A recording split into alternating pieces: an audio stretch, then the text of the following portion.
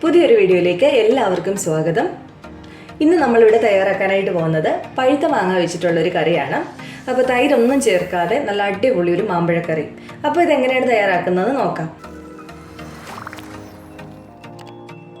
കറി തയ്യാറാക്കാനായിട്ട് ഞാനിവിടെ നല്ല പഴുത്ത മാങ്ങ എടുത്തു വെച്ചിട്ടുണ്ട്. നിങ്ങൾക്ക് കിട്ടുന്ന മാങ്ങ ഏതാണെന്ന് വെച്ചാൽ എടുക്കാവുന്നതാണ്. ഇപ്പോൾ ഇവിടെ ഞാൻ ഒരു 5 മാങ്ങ മുറിച്ചെടുത്തിട്ടുണ്ട്.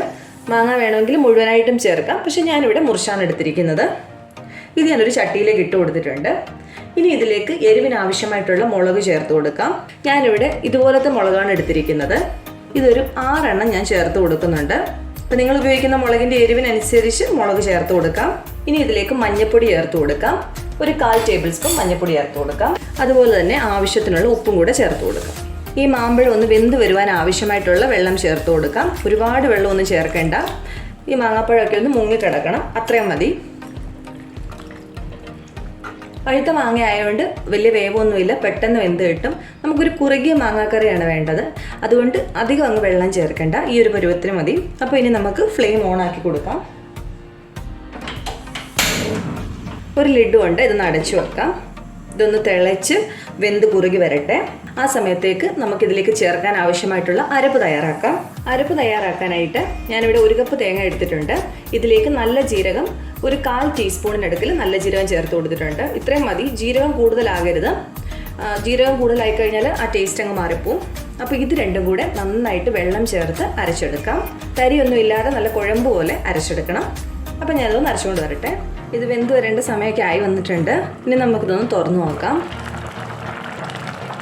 ഇപ്പോൾ മാങ്ങയൊക്കെ വെന്ത് നന്നായിട്ട് കുറുകി വന്നിട്ടുണ്ട്. ഇനി നിങ്ങൾക്കിതൊന്ന് കുറച്ചൊന്ന് ഉടച്ചിടണമെന്നുണ്ടെങ്കിൽ ഈ തവി കൊണ്ട് ഇങ്ങനെ ഒന്ന് ഉടച്ചു കൊടുത്താൽ മതി. അപ്പോൾ ഇത് അത്യാവശ്യം ഉടഞ്ഞിട്ടൊക്കെ ഉണ്ട്. ഇനി ഇതിലേക്ക് നമ്മൾ തയ്യാറാക്കി വെച്ചിരിക്കുന്ന അരപ്പ് ചേർത്ത് കൊടുക്കാനായിട്ട് പോവുകയാണ്. അരപ്പ് നന്നായിട്ട് അരച്ചെടുത്തിട്ടുണ്ട്. ഇത് ഇതിലേക്ക് ചേർത്ത് കൊടുക്കാം. ഇപ്പോൾ നമ്മൾ ഈ അരപ്പെല്ലാം നന്നായിട്ട് മിക്സ് ചെയ്തെടുത്തിട്ടുണ്ട്. ഇനി ഇതൊന്ന് ചെറുതായിട്ടൊന്ന് ചൂട് വരണം. ആ അരപ്പൂടൊന്ന് ചൂടാവണം. അപ്പം ഇപ്പോൾ ഇത് നല്ല ഗ്രേവിയൊക്കെ നല്ല പരുവത്തിലാണ്, ആവശ്യത്തിന് ഗ്രേവിയുണ്ട്. അപ്പോൾ നിങ്ങൾക്ക് തോന്നുകയാണ്, ഇപ്പോൾ നിങ്ങൾ കറി ഉണ്ടാക്കുന്ന സമയത്ത് ഇച്ചിരി കുറുകിപ്പോയി തോന്നിയാൽ ആ ജാറ് കഴുകിയിട്ട്, നമ്മൾ തേങ്ങ അരച്ച ജാറുണ്ടല്ലോ, അത് കഴുകി ഒരു ലേശം വെള്ളവും കൂടെ ഈ കൂട്ടത്തിലേക്ക് ഒഴിച്ച് തിളപ്പിച്ച് കൊടുക്കണേ. ഈ സമയത്ത് ഉപ്പ് നോക്കാം, എന്നിട്ട് ഉപ്പ് ആവശ്യമുണ്ടെങ്കിൽ ചേർത്ത് കൊടുക്കാം. ഇപ്പോൾ നമ്മുടെ കറി ഏകദേശമൊക്കെ റെഡി ആയിട്ടുണ്ട്. അരപ്പെല്ലാം വെന്ത് വന്നിട്ടുണ്ട്. ഇനി നമുക്ക് ഫ്ലെയിം ഒന്ന് ഓഫ് ചെയ്യാം. അപ്പോൾ നല്ല അടിപൊളി ടേസ്റ്റാണ്. ഇനി നമുക്ക് ലാസ്റ്റ് ഒരു കാര്യം കൂടി ചെയ്യാനുണ്ട്. ഇതിലേക്കൊന്ന് കടുക് താളിച്ച് ചേർക്കണം, അത്രയും കൂടെ ഉള്ളൂ. അതുകൂടെ കഴിഞ്ഞാൽ കറി റെഡിയാണ്.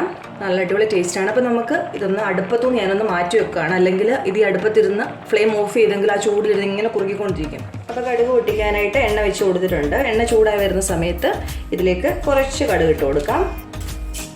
കടുക് ഒന്ന് പൊട്ടി വരുമ്പോൾ ഇതിലേക്ക് 2-3 ചുവന്നുള്ളി ചെറുതായിട്ട് അരിഞ്ഞതും കൂടെ ചേർത്ത് കൊടുക്കാം. നിങ്ങളുടെ കയ്യിൽ കറിവേപ്പില ഉണ്ടെങ്കിൽ ഈ സമയത്ത് 1-2 കറിവേപ്പിലയും കൂടെ ചേർത്ത് കൊടുക്കാവേ. ഉള്ളി ഒന്ന് ചെറുതായിട്ട് ബ്രൗൺ കളറിലോട്ട് വരുന്നുണ്ട്. ഈ സമയത്ത് ഇതിലേക്ക് വറ്റൽമുളക് ചേർത്ത് കൊടുക്കുകയാണ്. ഇനി ഇത് നമുക്ക് കറിയിലേക്ക് ഒഴിച്ചു കൊടുക്കാം.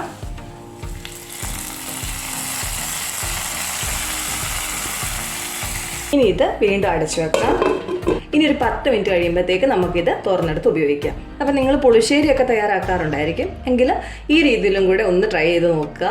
എല്ലാവർക്കും ഇഷ്ടപ്പെടും. വളരെ നല്ല റെസിപ്പിയാണ്. അപ്പോൾ ഇന്നത്തെ റെസിപ്പി ഇത്രേ ഉള്ളൂ. നല്ല അടിപൊളി മാമ്പഴക്കറിയാണ് നമ്മൾ തയ്യാറാക്കിയത്. അപ്പോൾ നിങ്ങൾ ഈ രീതിയിൽ തയ്യാറാക്കിയിട്ടില്ലെങ്കിൽ തീർച്ചയായിട്ടും ട്രൈ ചെയ്ത് നോക്കുക. എല്ലാവർക്കും ഇഷ്ടപ്പെടും.